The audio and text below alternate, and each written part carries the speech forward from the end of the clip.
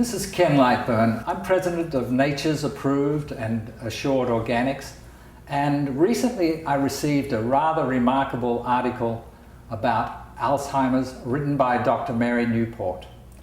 And today I'm in her home interviewing Dr. Newport and her husband Steve, and trying to get some understanding of the remarkable results she achieved in the partial reversal of Alzheimer's using coconut oil. Dr. Newport, could you give us some of the history behind this achievement? Yes. Well, Steve and I grew up in Cincinnati. We've been married for 37 years. And Steve has functioned as an accountant and bookkeeper for my practice for many years, working from home, taking care of our children. And he was doing quite well with that until about 2001, 2002, when he began having trouble with some of the more complex parts of his accounting, difficulty doing payroll and annual tax returns, and that type of thing became very difficult for him. But at that point, I thought, well, maybe our practice had just gotten a little bit more complicated. However, when he began having problems remembering if he'd been to the bank and the post office on a given day, I knew that that was not normal. So we got him to a physician to evaluate him, and the doctor at that time felt that most likely he had a problem with depression, and Steve was depressed at that point. Tried antidepressants, but we continued to see him worsen over time, and right around 2003, we moved from Dunedin in Florida to Spring Hill. I was opening up a new neonatal intensive care unit here. Steve had great difficulty learning this very small town, which has very few north, south, east, west arteries. He had never had a problem with that before. He could always follow a map, but he had considerable difficulty with that. And he also started spending many hours out in his garage looking for something. At the beginning of the day, he would decide he needed to find like a hitch for his truck, and when I would come home in the evening, he would still be looking for it. And what age was he when this happened? At this point, he would have been about 53. So this is early onset Alzheimer's. It's early onset. Under age 65 is considered early onset Alzheimer's disease. Right. So we got him to a neurologist at that point. I called our local Alzheimer family organization to get a recommendation, and we saw a neurologist, and he did a complete evaluation on Steve, including an MRI, which was actually normal at that time. It ruled out things like vascular dementia, strokes, other things that might cause these problems. And some blood work, but one of the tests that he did at that point was called the mini mental status exam, and this is a 30-point test. It tests for very common items related to memory, your location, orientation in time, those types of things, following instructions, writing out a full sentence, those types of things are on the test. And a perfect score is 30, and Steve scored only a 23 at that time. Well, you and I and the average person would score 30. These are not difficult questions. So the neurologist felt that he did in fact have some type of dementia. These doctors want to see progression in the disease, worsening of the disease, before they want to label it as Alzheimer's disease, and they want to rule out everything else. So he continued to evaluate Steve periodically, about every 6 months, and about a year after the first visit, he did feel that Steve was worsening. So he put him on a medication for Alzheimer's called Aricept. And then over the next year, with continued worsening, he put him on an additional drug called Namenda. Both of these have to do with allowing more of the neurotransmitter, which is the chemicals that allow the neurons to communicate, making those more available. Right. We did see worsening, and the summer of 2007. You mean under the drugs? He was still worsening? Even in spite of the drugs. He was these still drugs, right. Basically their claim is that they will hopefully slow down the progress of the disease. They don't result in improvement. Right. So he did in fact continue to progress. And the summer of, in August of 2007, I had a particularly busy month. In the newborn ICU, I was getting home late every evening. And he had a 3-week period during which this was happening. And I noticed that he was getting rather thin. He had always been able to cook for himself, get himself food when I was gone. Had not been a problem, but I got him on the scale and he had lost 10 pounds over a period of about 3 weeks. Wow. So I realized, when I would come home from work, I would ask him, have you gotten anything to eat? And he would say, oh, yeah, no, I'm fine. No, I'm not hungry. And so I assumed he'd gotten dinner, but, I started looking for evidence. I couldn't find any evidence that he was getting something to eat. So at that point, I felt that he was getting considerably worse. And we did see continued worsening over the next few months into early 2008. He developed a much more significant tremor. He had more and more difficulty finding words and putting words together. His personality was evaporating, and that's something that you see with Alzheimer's disease. There was much less smiling, much less interaction. When we would talk to each other, we were on a different wavelength. His answers weren't really appropriate, to the conversation that we were having. So this was all very distressing. So, going into the spring, things were looking a little hopeless, and I was always keeping my eyes open for clinical trials, new drugs. Our hope had always been that these other medications would slow it down enough that when the right drug came along, that Steve would still be there to, it would be available to him, that he could respond to it. So in May of 2008, there were ads in the paper for a couple of clinical trials. And I had a couple days off and scheduled 2 back-to-back screenings for these 2 different drugs. Both of them have to do with attacking the beta amyloid plaques, the plaques that people know are associated with Alzheimer's disease. Mm-hmm. So what happened was the night before the first screening, I thought, well, what if Steve gets accepted into both studies? What if he does well? We have to pick one. You can't be in 2 different clinical trials. Of course not. Yeah. So I decided to do some internet research, looking at the 2 drugs closely, the risks and the benefits. And it just so happened that I came across one of them in a press release with another treatment that was coming along that actually showed improvement in the cognition or the memory of people that have Alzheimer's disease. And you never see that. You never see that associated at this point with an Alzheimer's drug. So I was extremely curious and wanted to learn more about it. Mm-hmm. So I continued doing research, and I found a patent application for this particular product.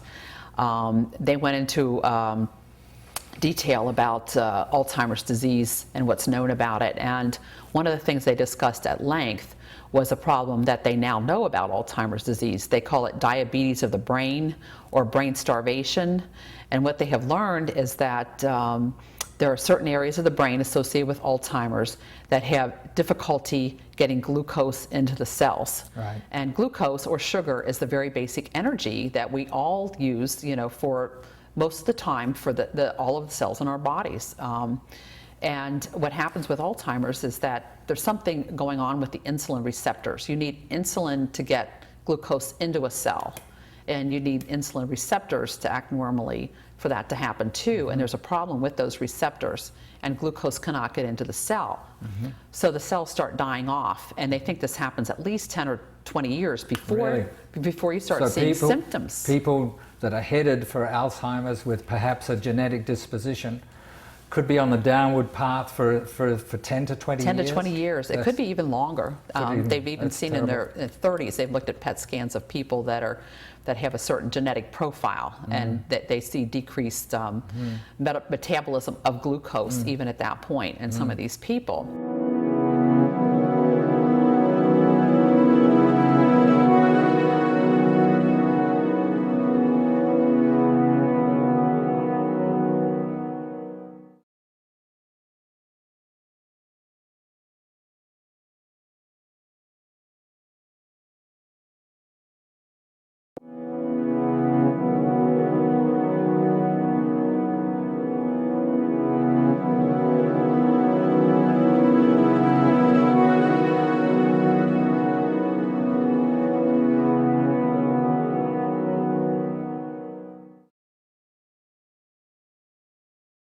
So what these people developed, the product that they developed, is actually something that's been around for a long time. It's a medium chain triglyceride oil, or MCT oil for short. And it's been known since the 1960s, or maybe even sooner, that the liver metabolizes medium chain triglyceride oil to ketone bodies. And ketone bodies are very simple molecules that your cells can use as an alternative fuel. Dr. George Cahill in the 1960s discovered that the neurons can use ketone bodies as an alternative fuel to glucose. And this has a lot to do with why we were able to evolve as a species. During times of feast, we would build up carbohydrate or glucose stores in our body and add fat to our bodies. And during times of famine, when there was no food for days and days, you would first use up your carbohydrate stores, your glucose stores, and then switch over and start burning fat and making it to ketone bodies. And the ketone bodies go directly into the brain circulation, and the brain can use them as a fuel. So your body would basically switch over from using glucose to ketone bodies. Right. So what these people, they looked at this biochemical fact, and it occurred to them that if people eat medium chain triglyceride oil, they will have ketones circulating. Well, this fits in, by the way, with weightlifters use medium chain triglycerides often just before they perform, because it gives them a burst of energy to enable them to lift heavier weights. Yeah, that's true. So it's feeding the muscles as well as the brain. Right, and much of it is converted directly to energy instead of being stored as fat. Right, the liver processes it straight away. Right, to energy. So the thing is, in this country, we're using oils that don't contain medium chain triglycerides normally. Right. Soybean oil, olive oil does not, safflower, none of the peanut oil, none of the common oils that we use contain medium chain triglycerides. Right. However, what I learned from this patent application is that medium chain triglyceride oil is derived from coconut oil. Right. Well, when I read that, I knew I had seen coconut oil in the health food stores, and it just set me off on a frenzy of research that particular night. I looked online about coconut oil. I had to remind myself which are the short and medium chain, long chain fatty acids. I figured out from a nutritional breakdown of coconut oil that it was about 60% medium chain triglyceride oil. And looking at the dosage that they used for their studies, which was about 20 grams of medium chain triglyceride oil, I figured out that about just a little over 2 tablespoons of coconut oil would give you 20 grams of medium chain triglyceride oil. 2 tablespoons, that's not a big dose. It's not a big deal. It's not a big deal. Unfortunately, that night, it was too late. It was about 1 a.m. at the point that I thought I have to go to sleep. We had a 9 a.m. appointment in St. Pete, but there was no way to get coconut oil before that. Right. So we went on down for the screening for Steve. And he had an MMSE done at that point. And the very disappointing news was that he needed to have an MMSE of at least 16 to qualify for the study, and he only scored a 14. A 14. So this is compared to a normal of 13. He was at the 14 At level. the 14 level, which is getting quite down in the low moderate range. Yes. So he did not qualify, and we were very shocked, very disappointed. Yes.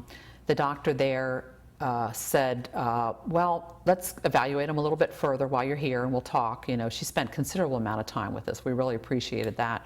And she said, let's do this clock study. It's very specific for Alzheimer's disease.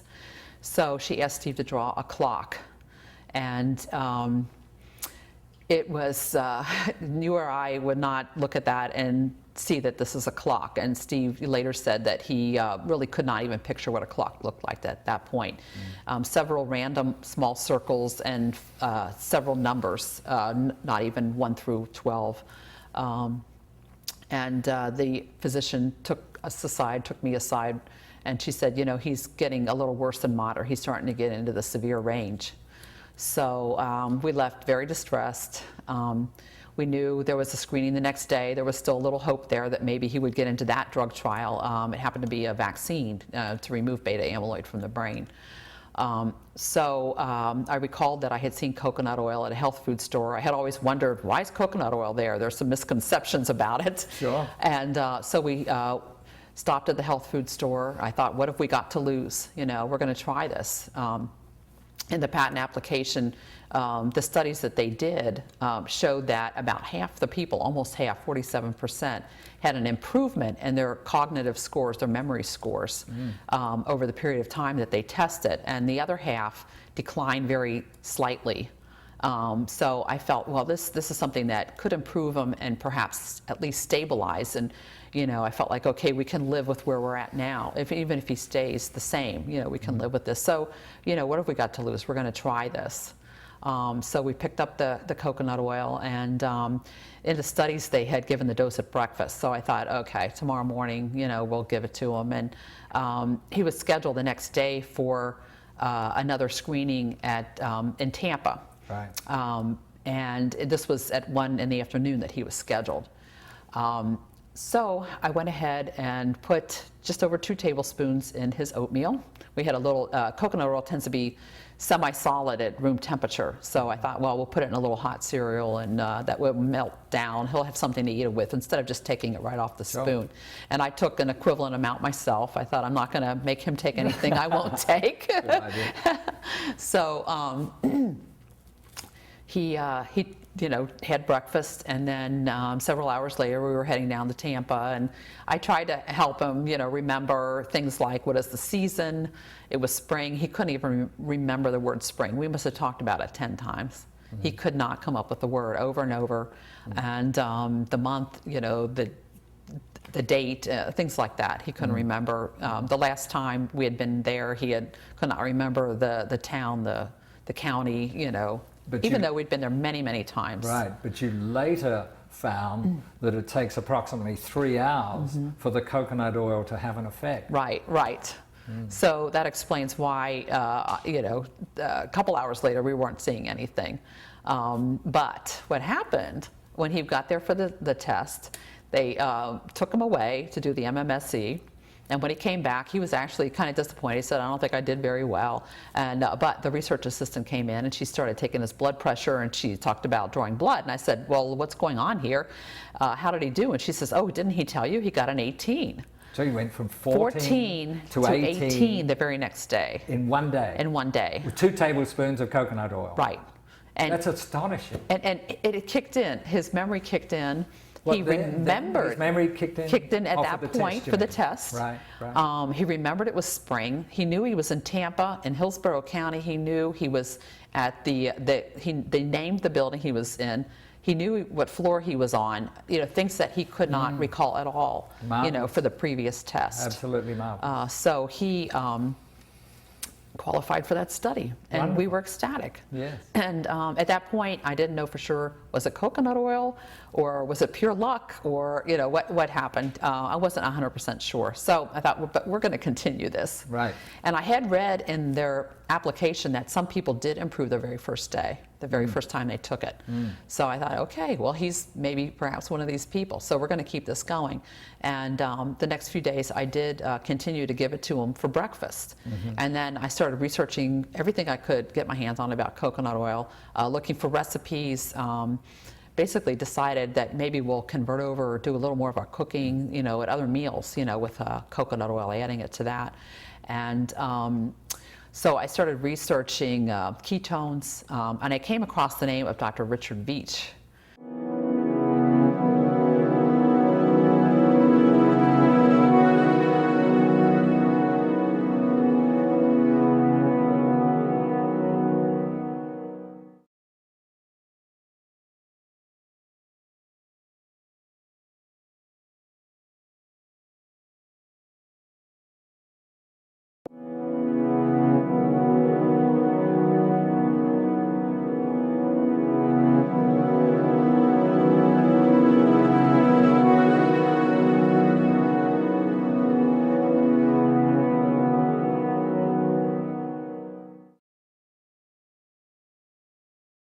So I started researching ketones, and I came across the name of Dr. Richard Veach, Right. who is at the NIH in Maryland. And ketones are the end product that you, first of all, you have the coconut oil. Part of that is 60% is medium chain triglycerides, and they're transformed by the liver, is it? By the liver. By the liver into ketone bodies, which provide the fuel for the brain cells. Right. And the interesting thing about ketone bodies, when you have ketosis going on, it increases circulation to the brain. So you're getting both. So you're getting even more, of the ketones circulating to the brain, and the neurons apparently can pick them up very easily. So this is one of the friendly saturated fats. This is one of the good saturated fats. In fact, right. Yeah. Yeah, they have found that even some of the longer chain saturated fats actually which are in coconut oil too, actually raise HDL cholesterol, which is the good cholesterol. The total cholesterol may go up a little bit, but it's actually the good cholesterol that goes up, and the LDL, which is the bad cholesterol, tends to come down. And HDL, by the way, has been used in experiments to clear plaque from the arteries too. Right. It actually helps clean out the arteries. So HDL's the good cholesterol, and it raises that as well using coconut oil. Right. And that's what you found with Steve, isn't it? Yes. Actually, we have measured his cholesterol profile several times since we started this. Of course, we're concerned. Yes.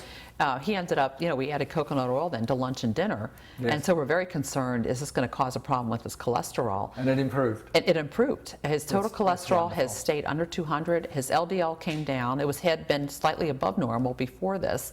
And the LDL has come down in the normal range. And the HDL, which had been on the low end, has actually increased, quite significantly. He's got a beautiful profile, and his triglycerides run about 70s. Wonderful. Which, most people would be overjoyed to have a cholesterol profile like that. Yes. So he is just one man. Right. But that fits with other studies, though. I mean, common belief is that saturated fats are bad for you. But the fact is that a lot of saturated fats, some saturated fats are very good for you. Right. And this is astonishing that it's in this way as well. The thing about coconut oil is most of the saturated fat, I think about 70% of the saturated fat are the medium chain triglycerides. Yes. So much of that is converted to ketone bodies and used for energy right away rather than being stored as fat. Right. One of the oils, the lauric acid, which is also one of the medium chain triglycerides, has a lot of other antimicrobial properties to it. Right. Kills certain viruses, bacteria, fungi, and protozoa. Right. And it just so happens that lauric acid and other medium chain triglycerides are in human breast milk. They make up about 10 to 17% of the fats in human breast milk. Right. And the lauric acid is known to help protect babies from infection. So now you've done experiments feeding it to premature babies. Well, premature babies, back in the late 1970s, we started giving MCT oil to premature newborns to help supplement their feedings because they knew it was absorbed very easily. It doesn't require enzymes from the pancreas to digest it. It's just absorbed directly through the intestine to the liver. And then it's converted to energy, and so we used to supplement their feedings with it, and now they add MCT oil, coconut oil, and or palm kernel oil to all of the infant formulas here in the United States. Wonderful. And the palm kernel oil is another oil that also contains a lot of medium chain triglyceride, but in this country it's very hard to find. Coconut oil is very readily available. Yes, but it's still amazing. Most people, the common belief is that coconut oil is bad for you. Of course, the studies back in the 1940s, etc., that were done on coconut oil used hydrogenated coconut oil. Right. And you should never consume hydrogenated coconut oil or any hydrogenated fats. They'll all clog your arteries and lead to an early demise. So you should use virgin organic coconut oil rather than, and never use a hydrogenated coconut oil. Yeah, stay away from any kind of hydrogenated oil. They convert to the trans fats that we're all learning more and more about that seem to be at the basis of many of these diseases that are becoming more prevalent, diabetes and heart disease. There was an epidemiological study done of some South Pacific Islands many years ago, and their diet consisted of coconut, fish, and taro, which is a root vegetable, and they found that the population had no Western diseases. Now, part of that population migrated to New Zealand, and when they were studied there, they were found to have switched over to a Western diet, and they were getting all the Western diseases. So it certainly has backed up the fact that it has so many beneficial health properties. And it goes against what is still common belief that coconut oil is not good for you. Right, right.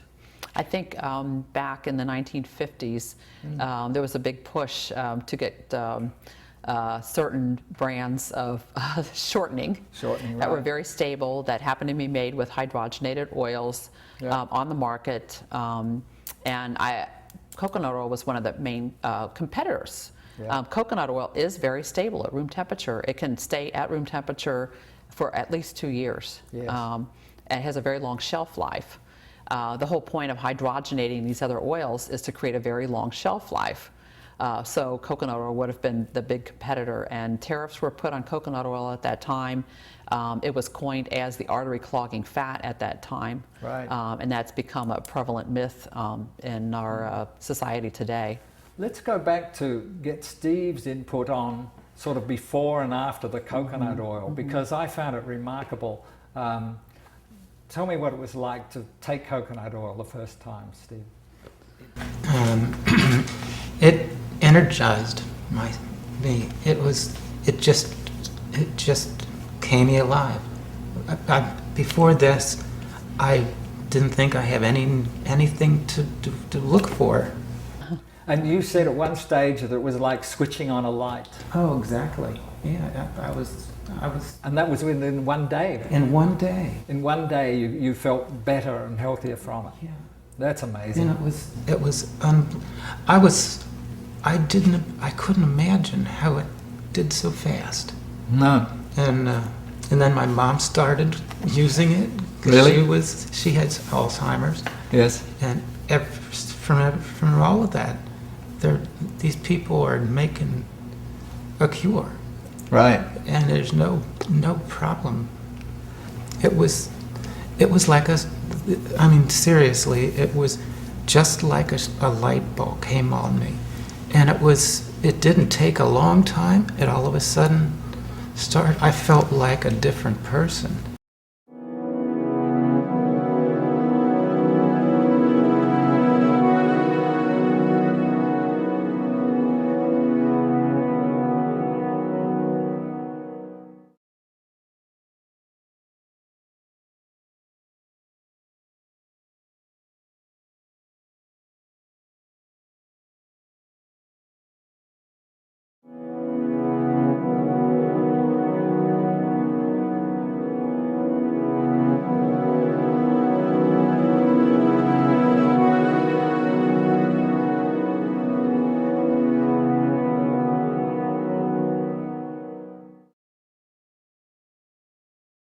I felt like a different person because I hadn't had that feeling of that way at all. And you were saying how his personality.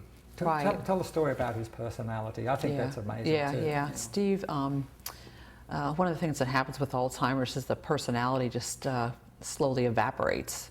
And the person that you know as your husband or your mother or your father just kind of slowly disappears.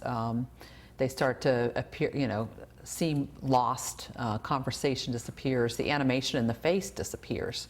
And I was feeling a lot more like Steve's evil stepmother than his wife in the winter of 2008, before this happened. I had to make him take his medication, I had to make him eat, and he wasn't happy about that. We couldn't bounce things off each other like we used to, talking about things. And when we continued the coconut oil, I decided we're going to keep this going.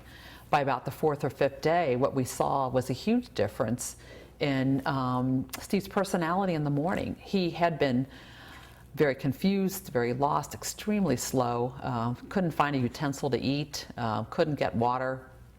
And what we saw, he would come bouncing out of the bedroom, alert, talkative, making jokes, smiling, laughing.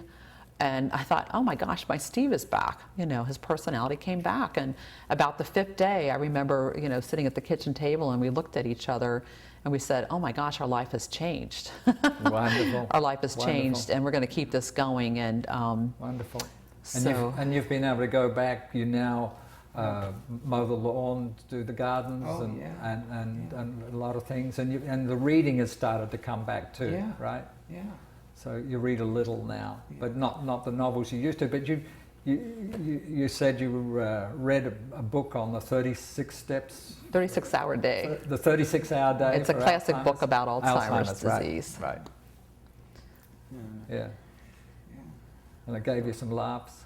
Oh God, yeah. It was just, how in the world did that happen so fast? You know, and I haven't stopped it. I feel like 1,000 years. And 2 years ago, oh, I was terrified. And now I've got my life back. Yeah. And, you know, and if you say there's no miracle in this thing, God made this stuff, and to make him could be able to get those people to be able to get the people that we need to get.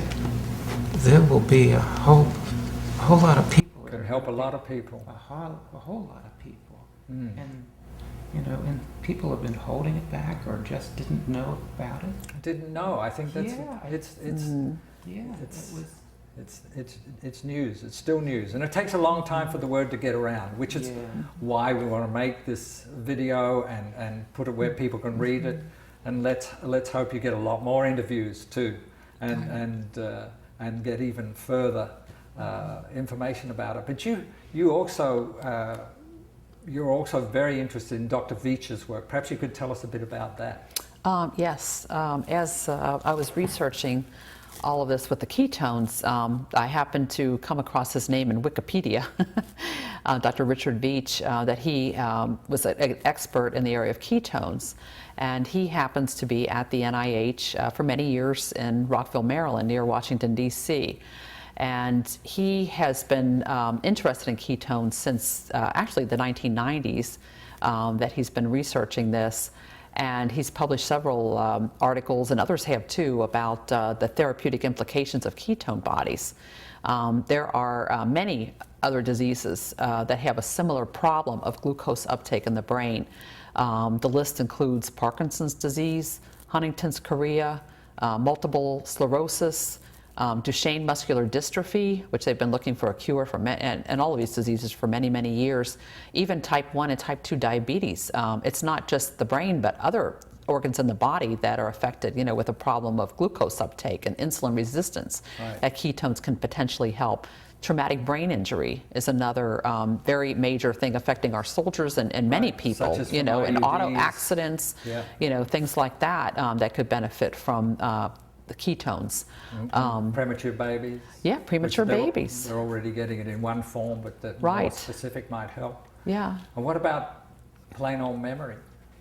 Yeah, just plain old memory for prevention. This process does start happening at least 10 or 20 years, maybe longer, you know, before you start seeing symptoms. So, Yes. you know, potentially you can help keep these cells alive and functioning. And perhaps in many people, it will prevent a disease. So you think that in countries where they eat a lot of coconut oil, they're going to have less Alzheimer's develop? Yeah, Less of these diseases? There's actually a study in India, from India. They looked at an area of India where coconut is used very predominantly, coconut oil, coconut milk. They eat a lot of curry there, that type of thing. And they looked at the types of dementia. And in this country, Alzheimer's is far and away the most common form of dementia. In that country, it's 2% of their dementias is Alzheimer's disease. Really? In that, right, Only in that part of 2%. India, only 2%. I see. I thought that was most interesting. And Alzheimer's is very uncommon in the Philippines, for example, where they're one of the largest producers of coconut oil. And consumers. And consumers. Right.